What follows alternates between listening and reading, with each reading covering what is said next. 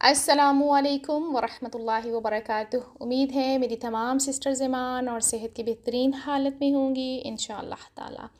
आज हम इखलाक सीरीज़ के दूसरे टॉपिक को देखेंगे और वो है जी ज़ुल्म। अब ज़ुल्म तो हमारे माशरे में बहुत कॉमन है और हमें उसका एहसास भी नहीं होता। अब बस हमें सोचना ये है कि ज़ुल्म किस किस के हक़ में किया जाता है। क्योंकि अगर हम सोचेंगे तो ही तो हम उसका इलाज करेंगे। तो हम सबसे पहले तो देखें, खालिक के हक़ में हम ज़ुल्म करते हैं। अब वो कैसे करते हैं? यकीनन अल्लाह ताला ने हमें जो भी फ़राइज़ दिए हैं हम उनको फ़ॉलो ही नहीं करते। नमाज, रोज़ा, ज़कात, हज, ये सब हमारे पास क्या है? फ़राइज़ हैं। और आज सब लोग सच्चे दिल से ना अपने आप को परख लें कि मैं इन फ़राइज़ में कितनी ईमानदारी करती हूँ। क्या मैं इनको पूरी ईमानदारी के साथ अदा करती हूँ या फिर बस अमानत में ख़यानत हो ही जाती है। तो जब अमानत में ख़यानत होगी तो यकीनन हम अल्लाह के हक़ में ज़ुल्म कर रहे हैं। और मखलूक के हक़ में जो ज़ुल्म है ना, उसकी तो फ़हरिस्त माशाल्लाह बहुत ही लंबी है। और अल्लाह के हक़ में जब ज़ुल्म होता है ना, हमें फिर भी एहसास हो जाता है कभी, लेकिन मखलूक के हक़ में हम ज़ुल्म को महसूस ही नहीं करते। हम कहते हैं नहीं नहीं नहीं, ये तो मेरा हक़ था, उसका तो हक़ ही नहीं था। और जब हम किसी की हक़ तलफ़ी कर देते हैं तो यही तो असल में ज़ुल्म है। क्या ज़ुल्म यही तो है कि किसी की हक़ तलफ़ी कर देना, उसको उसकी जगह पे ना रखना। अगर हम अहादीस रसूल देखें या कुरान की आयत देखें ना, और जब हम ज़ुल्म का अंजाम देखें तो यकीन जाने रोंगटे खड़े हो जाते हैं। आप सल्लल्लाहु अलैहि वसल्लम ने फरमाया कि ज़ुल्म क़यामत के रोज़ अंधेरों की सूरत में होगा। अब अगर अंधेरों की सूरत में ज़ुल्म आ गया तो सोचें, हमने तो जन्नत में जाना है, हमारी तो प्लानिंग बड़ी लंबी है, हमने तो बड़े सुहाने सुहाने ख्वाब देखे हुए हैं। तो अगर ज़ुल्म आ गया अंधेरों की शक्ल में तो हम जाएंगे किधर? हमें तो कुछ नज़र ही नहीं आएगा। तो पता नहीं फिर आगे जन्नत मिलती है या अल्लाह अकबर, अल्लाह ताला हमें माफ़ करे, या जहन्नम का रास्ता। अल्लाह अकबर। इसी तरह हज़रत मोहम्मद सल्लल्लाहु अलैहि वसल्लम ने मुआज़ रज़ियल्लाहु ताला अन्हु को आमिल बनाकर जब यमन भेजा तो उन्होंने कहा कि मज़लूम की फ़रियाद से डरते रहना, बेशक इसके और अल्लाह ताला के दरमियान कोई पर्दा नहीं होता। अब कोई पर्दा नहीं होता तो फिर उसकी जो दिल से उस टाइम आह निकलेगी वो तो जाएगी ना अर्श पे। तो क्या होगा फिर, हमारे साथ क्या होगा वो तो अल्लाह ही जानता है। इसलिए ज़ुल्म करने से पहले ना हमें 100 दफ़ा सोचना चाहिए कि ये लौटेगा, ये हम पर भी लौट कर आएगा। चलें, ये तो बहुत बड़ा मसला हो गया। अगर कोई शख्स बहुत ज़ालिम है तो फिर आखिर वो करे क्या? वो कैसे इस बुराई से जान छुड़वा सकता है? ज़ाहिर बात है वो इसी तरीके से जान छुड़वा सकता है जब वो अपने आप को उस बंदे की जगह पर रखे। जब तक हम अपने आप को उस बंदे की जगह पे नहीं रखेंगे, हम जुल्म से बाज आ ही नहीं सकते। अब आपने सोचना ज़रा ये है कि जब मैं किसी को भी ज़ालिम समझते हुए उसके हक़ उसे हक़ बात बताती हूँ, तो ऐसा क्यों होता है कि मामला बेहतर होने की बजाय बिगड़ जाता है? क्यों बिगड़ते हैं? क्योंकि हम उसको समझा नहीं रहे होते हैं, हम तो उसको तंज़ कर रहे होते हैं। और तनकीद की एक लंबी सी फ़हरिस्त हमारे पास होती है, हमारा लहजा इतना टॉन्टिंग होता है, हमारा वही वाली बात है, अंदाज़े गुफ्तगू जिसे हम कहते हैं, वो बहुत ही बदतरीन होता है, जिसकी वजह से हम उस पर ज़ुल्म कर बैठते हैं। और मुझे बताएं फिर ऐसा जो ज़ालिम होगा वो ज़ुल्म से कैसे रुकेगा? जब हमारा अपना ही अंदाज़ ऐसा है कि हम उसे ज़हनी अज़ियत दे रहे हैं, तकलीफ़ दे रहे हैं, हम समझाते हुए ही तकलीफ़ दे रहे हैं, तो फिर वो कैसे रुकेगा? किसी को ज़ुल्म से रोकना है ना, तो पहले अपने रवैये को बदलें, नरमी पैदा करें, जो कि हमने लास्ट लेक्चर में पढ़ा था। आपको पता है ज़ुल्म करने वालों को अंजाम कितना सख्त है? आप सल्लल्लाहु अलैहि वसल्लम ने फरमाया कि जिसने अपने किसी भाई पर ज़ुल्म किया हो तो उसे चाहिए कि उससे दुनिया में ही माफ़ करवा ले, क्योंकि वहाँ दरहम व दीनार ना होंगे।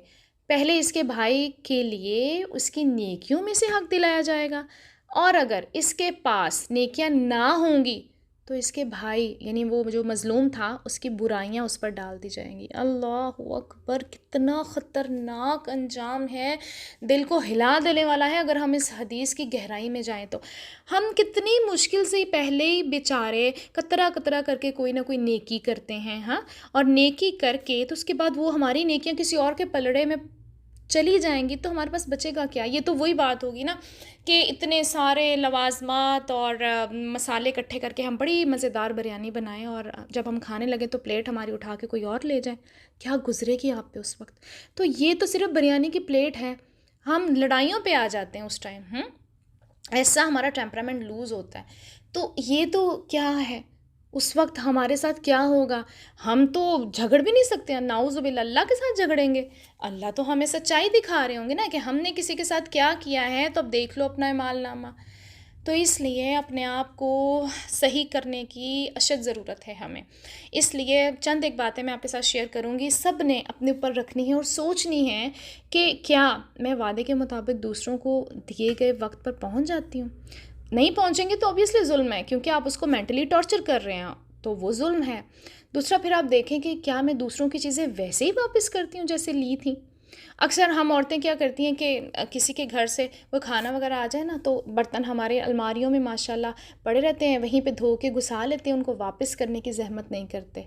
تو اگر آپ کے گھر میں کوئی چیز کسی کی آئی ہوئی ہے نا تو برائے مہربانی اس کو واپس کر دیں، چاہے وہ برتن ہیں، چاہے وہ کپڑے ہیں، چاہے وہ جوتیاں ہیں، جو بھی ہیں. پھر آپ اپنے آپ کو جج کریں کہ کیا میں غصے میں خاموش ہو سکتی ہوں؟ بھائی یہ تو سب سے مشکل کام ہے نا، تو اس لیے اس پہ تو سب سے زیادہ ہمیں پریکٹس کرنی ہے. پھر آپ یہ دیکھیں کہ کیا میں دروازہ آرام سے بند کرتی ہوں یا زور سے بند کرتی ہوں، کیونکہ کسی کے آرام کو اگر ہم خراب کریں گے تو یقیناً ہم اس کے نفس پہ ظلم کر رہے ہیں. پھر آپ دیکھیں کہ کہیں میں دوسروں کے کام میں مداخلت تو نہیں کرتی، اور کیا میں اپنے رول یعنی جو بھی ہوں، میں ماں یا بیٹی یا بہن یا بہو یا بیوی، جو بھی جس بھی مقام پر آپ ہیں، تو کیا میں اپنے فرائض کے بارے میں جانتی ہوں اور کیا میں ان کو پورا کر رہی ہوں؟ تو بڑی لمبی چوڑی فہرست آپ کے سامنے آ جائے گی. جب آپ ٹھنڈے دماغ سے سکون سے کارنر میں جا کے بیٹھیں گی نا تو آپ کو پتہ چلے گا کہ میں کس کس کے حق میں ظلم کر رہی ہوں. تو اس کے علاوہ اگر ہم اللہ تعالیٰ کے ساتھ اپنے کنیکشن کو دیکھیں نا تو اس میں بھی ذرا دیکھیں کہ میں کتنی نمازوں میں حاضر دل کے ساتھ اپنے رب کے سامنے کھڑی ہوتی ہوں. تو ہماری وہ جو پوری کیا کہتے ہیں ایک ویڈیو ہے نا، ہماری پوری ایک مووی جو چلتی ہے زندگی کی، وہ ہمارے سامنے آ جائے گی، اور پھر سوائے آنکھیں جھکانے کے اور آنکھوں میں آنسو لانے کے ہمارے پاس کچھ بچے گا نہیں. پھر آپ دیکھیں کہ کیا میں نے سوچا ہے کہ میرے مرنے کے بعد میری چیزوں کی تقسیم کیسے ہوگی، اور اپنے گھر والوں کو ان چیزوں کے بارے میں نے بتا دیا ہے؟ اگر نہیں بتایا نا تو پلیز بتا دیں اور اپنی وصیت لکھ لیں، کیونکہ میں نے تو اپنی وصیت لکھ لی ہے، اور لکھ کے میں نے ڈائری اپنے پاس اپنی ٹیبل پہ رکھ دی ہے، اور 2 بندوں کے سگنیچرز بھی کروانے ہوتے ہیں اس پہ، تو تاکہ آپ لوگوں کو انفارم بھی تو کریں نا آپ نے لکھا کیا ہے، تاکہ آپ کسی کے حق میں ظلم نہ کریں اور آپ کے جانے کے بعد کوئی آپ کی طرف سے ظلم نہ کر سکے. ٹھیک ہے؟ اور اس کے علاوہ پھر آپ یہ دیکھیں کہ زندگی کے ہر مرحلے پر مجھے کون بتائے گا کہ کہیں میں ظالم تو نہیں ہوں. تو ایک تو یقیناً اللہ تعالیٰ آپ کو اشارہ دے دیتے ہیں، اور دوسرا یہ کہ آپ کا کوئی نہ کوئی ایسا ساتھی ہونا چاہیے، آپ کا خاوند، آپ کی بہن، آپ کی ماں، آپ کے بچہ، کوئی آپ کے دوست، کوئی تو ایسا سنسیئر فرینڈ جسے کہتے ہیں وہ ہونا چاہیے جو آپ کو بتائے کہ یار تم نے یہاں پہ صحیح نہیں کیا تو اپنے آپ کو کریکٹ کرو. تو کوئی نہ کوئی ایسا ہونا چاہیے. پھر آپ دیکھیں کہ کیا میں نے کبھی اپنا ہاتھ جان بوجھ کر جلتی ہوئی آگ میں دیا ہے؟ نہیں دے سکتے نا ہم، چولہا چل رہا ہے تو ہم اپنا ہاتھ نہیں رکھ سکتے نا. تو جہنم کی آگ میں تو ہم خود اپنا ہاتھ دھکیل رہے ہوتے ہیں جب ہم دوسروں پہ ظلم کر رہے ہوتے ہیں.